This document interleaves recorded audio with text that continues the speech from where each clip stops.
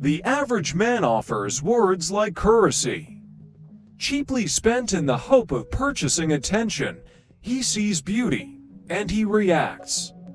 He offers the same tired lines, the same empty compliments. You're beautiful. You look amazing. These words are not a gift, they are a transaction. An attempt to trade flattery for approval.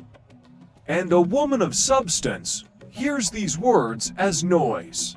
They are common, expected, they land on the surface.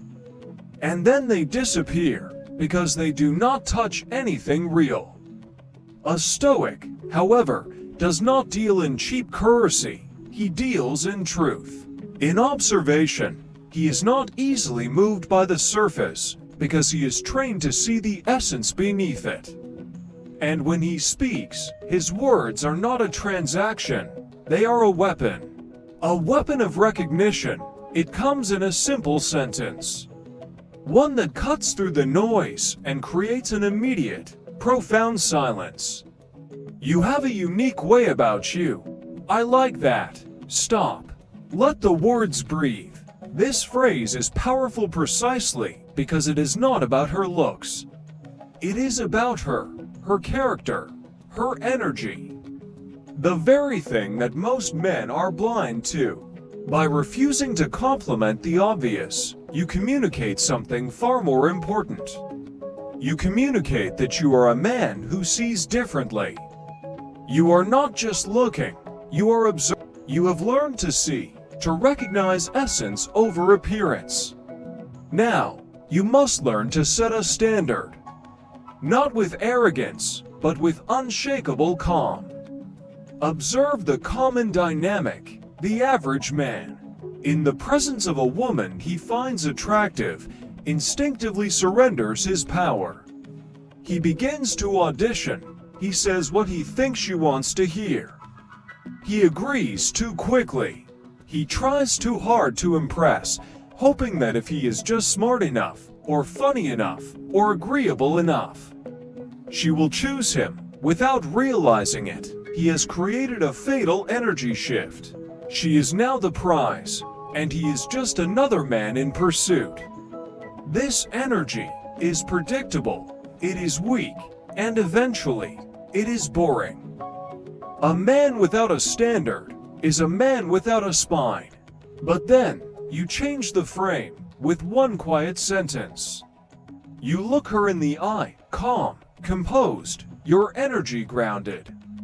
And at the right moment, you state a simple truth about your own values. I like women who know what they want.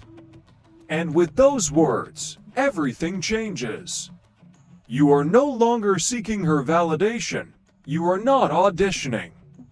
You are stating a preference, a standard. And this subtly shifts the entire conversation from, am I good enough for her? To, is she what I am looking for? You have set a standard. You have communicated that you are a man of value, searching for the same in others. But a standard is useless if you cannot recognize when it is met. This is where the man of perception separates himself from the crowd.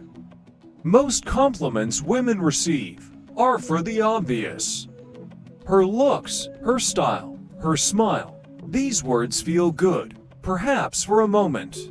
But they do not last. They do not create emotional depth. They do not leave an imprint. Why? Because any man with eyes can see the surface. It takes no insight, no awareness, no connection to say, you are beautiful. It is a comment on the vessel, not on the person within it. It is forgettable, but it takes presence. And a trained mind to see the character behind the eyes, and to reflect it back to her. This phrase is not a compliment. It is a mirror.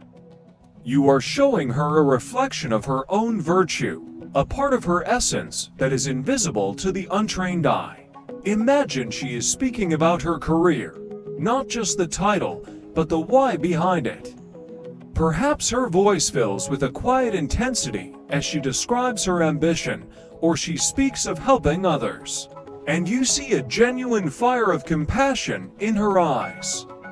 Perhaps she reveals a past struggle, and in her vulnerability, you see profound strength.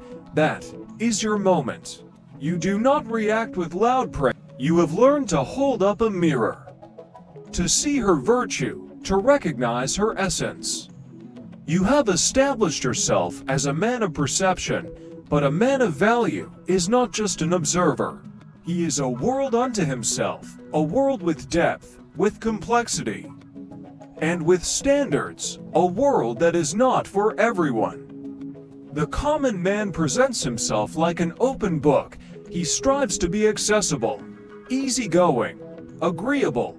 He smooths over his own edges, hoping that by being simple and non-threatening, he will be liked. But a Stoic knows a fundamental truth. What is easily understood is easily forgotten. When a woman feels she knows everything about a man, her curiosity fades. And without curiosity, attraction dies a quick death. You must break this pattern. You must introduce the idea of depth, of a challenge. You do this not with boasts or arrogance, but with a simple, playful phrase that suggests there is more beneath the surface. Imagine the moment she is teasing you. Perhaps she calls you predictable, or says she is hard to impress. She throws out a confident line, expecting a typical reaction. That is when you lean back slightly.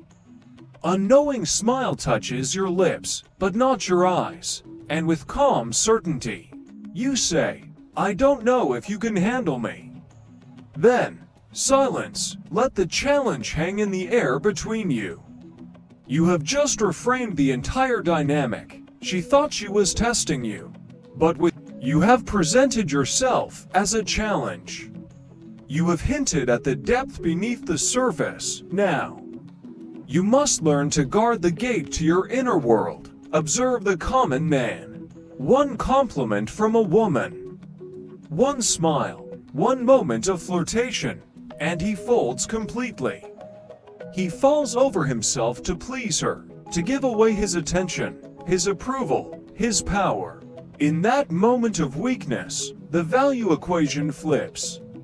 She becomes the one who decides his worth, and he becomes just another man, trying to be liked. This is a failure of discipline, a failure of self-possession. A Stoic, however, understands that his attention and approval are resources of value. They are not given away cheaply. He is the gatekeeper of his own worth, and he guards that gate with a simple, playful, and devastatingly effective phrase. Imagine the moment she is teasing you, testing you. She makes a confident, flirtatious move, expecting you to melt, expecting you to chase. Instead of reacting with nervous energy, you hold your ground, you look her in the eye. A knowing, playful smile touches your lips, and with calm confidence, you say, "I'm not that easy." Then, you pause, you do not rush. You do not backtrack, you do not over-explain. You let that statement hang in the air between you.